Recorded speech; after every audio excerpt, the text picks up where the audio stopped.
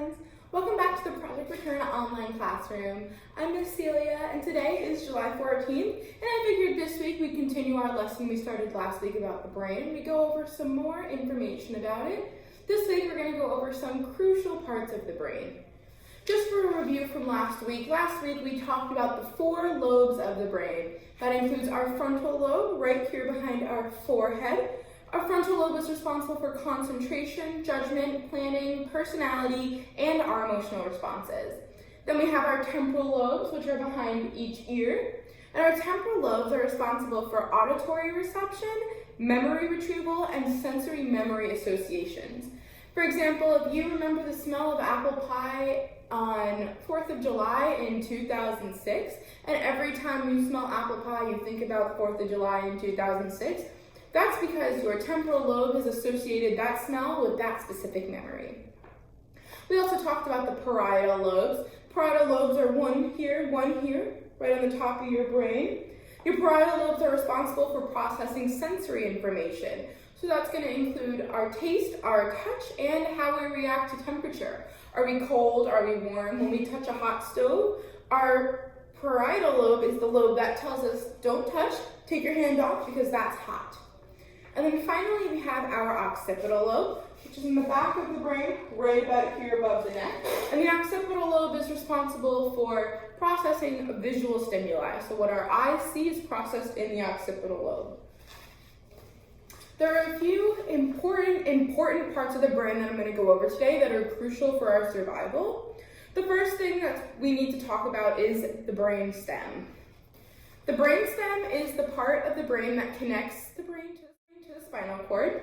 So on my diagram right here, this whole thing, L colors from purple, blue, orange, and then dark blue here, this is all part of the brain stem. So the brain stem starts right here in the middle of the brain and has 3 different sections, the midbrain, the pons, and the medulla, and all 3 of these work their way down to connect over here to the spinal cord.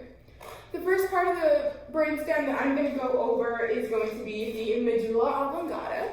The medulla oblongata is this orange part right here, also referred to as the medulla. The medulla is essential for survival. Basically, the medulla regulates every body system that we don't think about. The medulla is what keeps our heart pumping and blood pumping around our body. It's also responsible for our respiratory system. The medulla is what keeps us breathing when we're not even thinking about it. It makes our lungs fill up with air and then deflate when we blow out. Basically, without the medulla, we wouldn't survive. It's also responsible for reflexes.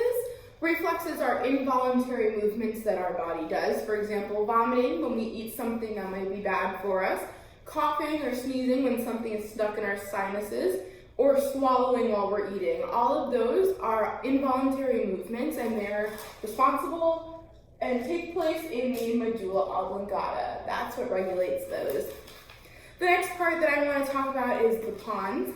The pons is this blue part right up here. Connects the medulla oblongata to this purple part called the midbrain, which we'll talk about in just a second. The pons is responsible for processing head and face sensations. So if I touch my face, it's the pons that's responsible for feeling the sensation of touch on my face.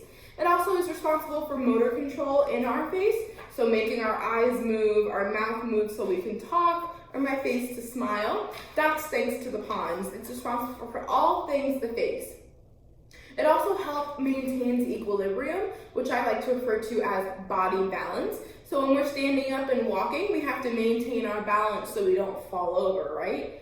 So the pons assist with that balance and equilibrium as well. It also helps with autonomic functions. And autonomic functions are body functions that occur without us having to think about it. For example, the production of tears that keep our eyes nice and wet, or the production of saliva in our mouths is all thanks to the pons, and we call these autonomic functions.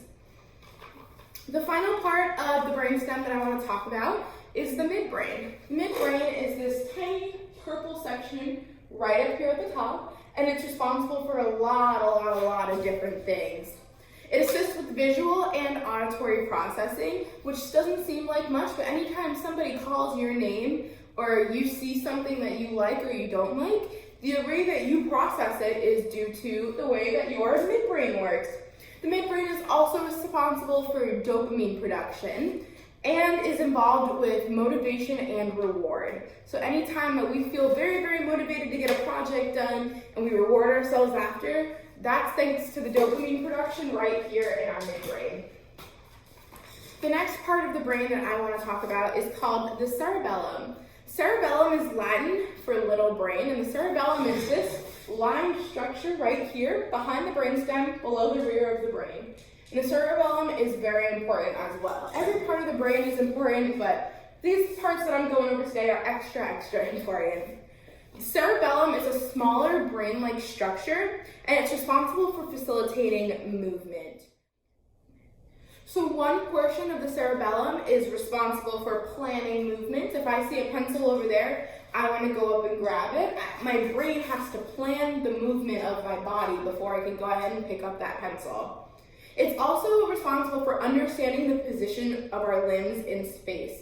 So if I start here and I want to raise my hand, it's a lot easier for my brain just to go like this and understand my position of my hand here, rather than if I'm starting with my hand down here, my brain has to understand that this limb is in a downward position and it would take more energy and effort to raise it completely up like this. The cerebellum is also needed for maintaining posture and maintaining equilibrium. We mentioned equilibrium as in body balance, keeping us balanced on the floor. It's also responsible for posture, that's what keeps us sitting upright. It also helps with limb movements, like I said, understanding the space around you and where your limb is located, and eye movements as well. It has a large factor in controlling eye movements too. The final part of the brain, and probably one of the most important parts, is called the cerebrum. Now the cerebrum is labeled on here as the top, but in reality the cerebrum is on the surface of the brain. So the cerebrum is the whole brain, basically everything on the outside of the brain. This is the thinking part of our brain. This is what allows us to have complex thoughts and understand what's going on around us. It also allows us to do complex things like solve math problems, sing a song, stuff like that. It's responsible for short-term memory and long-term memory. The difference between the two, short-term memory would be, for example, what I ate for breakfast this morning. Long-term memory would be a memory from when I was 13 years old, what I did over the summer. Something that you remember for a long time is more long-term memory, and something that's not as important that you'll forget soon is stored in your short-term memory. So the cerebrum is responsible for connecting those two memories. The cerebrum is divided into two halves, right down the middle. You have the left side of your brain and the right side of your brain, and this is where each side comes into play. Our brain isn't physically divided. We don't have two little brains. We have one brain, but there are two hemispheres. The left side of our brain in the cerebrum is thought to be more analytical and help us solve with math problems, logical issues, and stuff like that, while the right side of our brain is designed to help us process abstract ideas, including art, music, colors, and shapes, things that are subjective or up for interpretation. That side of the brain is going to be the right side. So that's today's video on the parts of the brain. I hope you enjoyed, and I hope I taught you something about your brain and how it works. Next week I'll be continuing with more parts of the brain so we can have a better understanding of how everything up in here functions. I hope you have a fantastic day. Thank you for joining me on the Project Return online classroom, and I'll see you next time. Bye!